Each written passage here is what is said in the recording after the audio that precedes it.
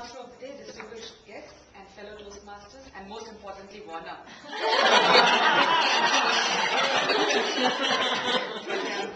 I'm here to evaluate, my name is Anu Krishnan and I'm here to evaluate Prasanna's speech. And on the outset, I should say that I do know that Prasanna works with research and analytics, which I think is number crunching.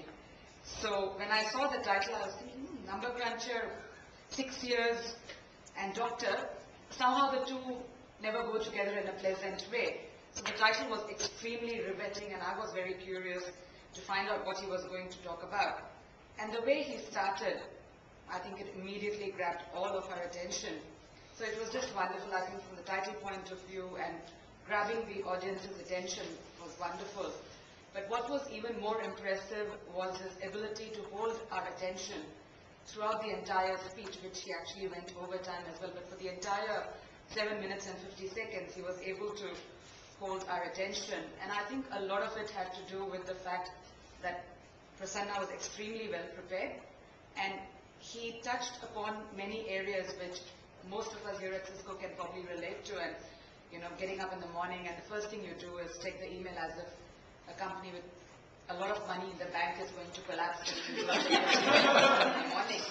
And the way we stress working in a global company, I think all of us have become used to early calls, late calls, missing lunches, snacking. I think I eat more at Cisco than I eat at home because you're constantly snacking. And so all of those things, they're probably really close to our heart.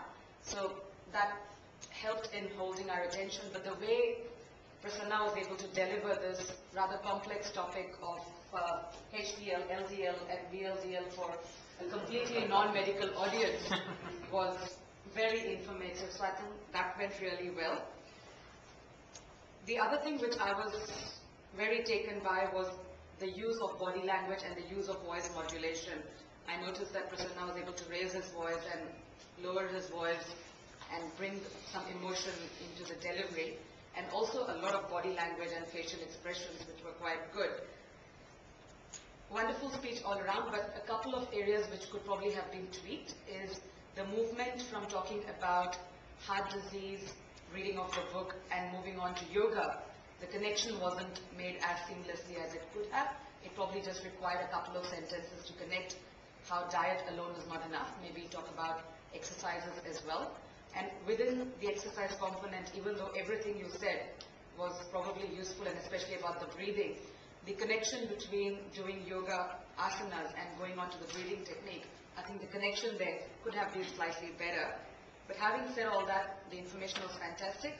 I think all of us are going to go and get the book to start with, Reversing Heart Disease. And mostly, I think we probably need to start a Cisco Yoga Club as well. Prasanna can lead, and we can probably take a good room like this. And Mona is about to hit the button. So